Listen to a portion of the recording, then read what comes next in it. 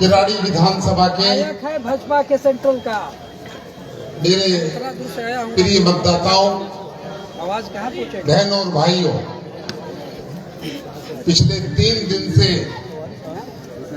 आप अपनी मूलभूत सुविधाओं को लेकर धरने पर बैठे हैं।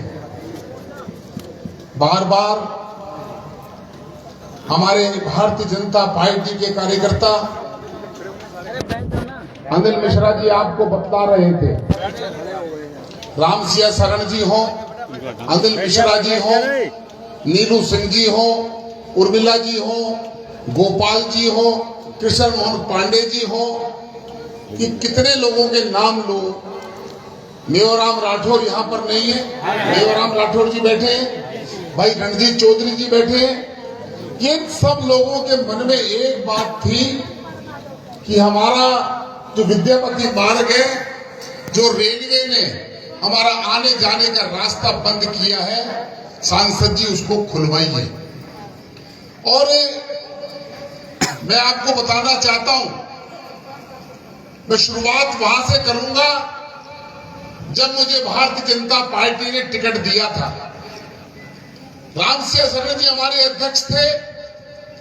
मेरे प्रदेश अध्यक्ष वीरेंद्र सचदेवा जी ने कहा कि आज दिल्ली के 7 सांसदों की प्रेस कॉन्फ्रेंस है, आपने 3 मुद्दे प्रेस में उठाने हैं। मैंने रामसिया शरण जी को कहा, मैं कौन सा किराड़ी का मुद्दा उठाऊं, आप मुझे बताइए। उन्होंने कहा किराड़ी का 12C रेलवे फाटक, जिसपे लगातार दुर्घटनाएं होती है, जाम रहता है, उस समय का अखबार उठा लो। और मैंने कहा था, और मैंने वायदा भी किया था कि मैं LC 12 किराड़ी के फाटक को खत्म करवाकर वहां पर रेलवे ओवरब्रिज बनाऊंगा।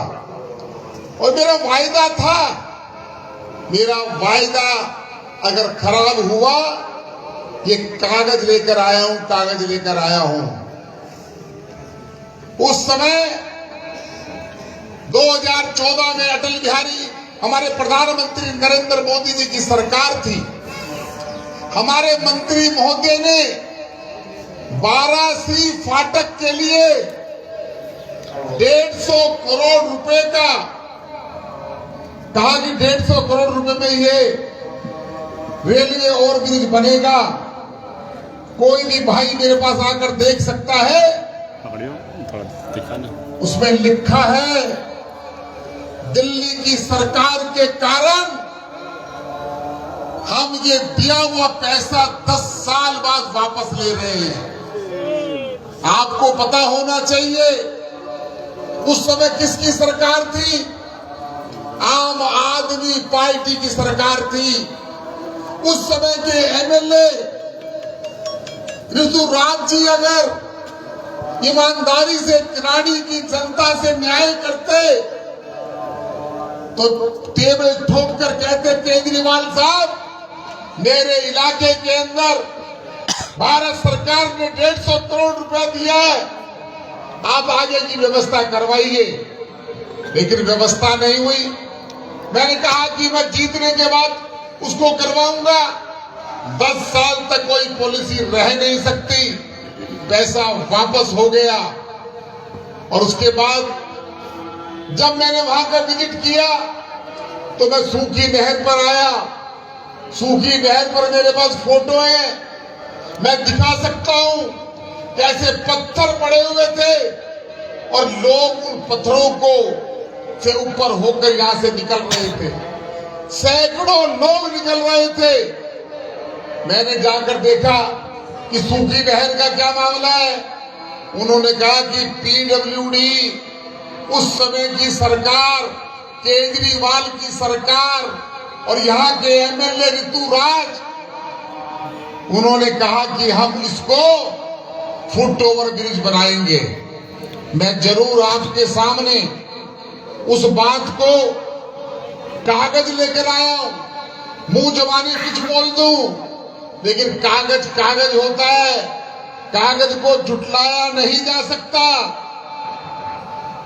हमारे उस समय के डिप्टी सीएम मनीष सिसोदिया साहब थे और मनीष सिसोदिया साहब ने कहा कि ये जो सूखी नहर का फुट ओवर ब्रिज है उसको हम बनवाएंगे।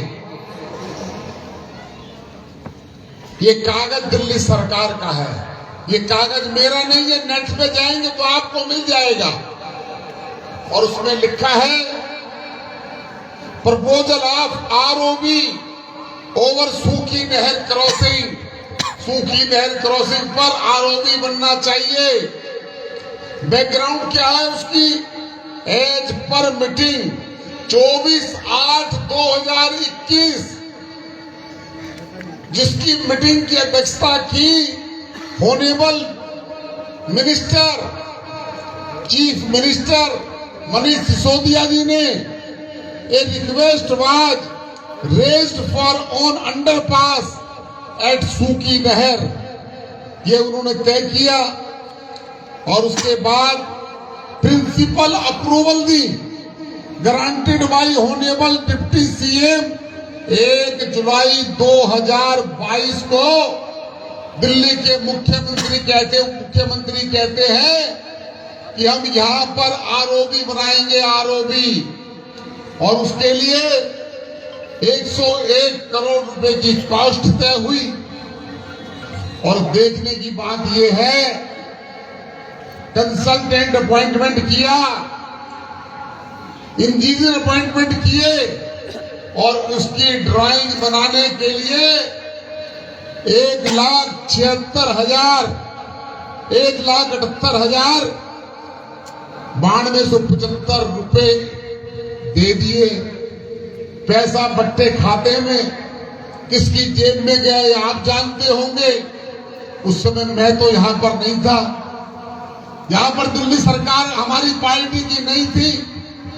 ये कारनामे आम आदमी पार्टी की सरकार के और उस समय के यहाँ के एमएलए के हैं, जिन्होंने आज आपको धरने पर बिठाने के लिए मजबूर कर दिया। मैं आपको विश्वास दिलाने के लिए आया हूं।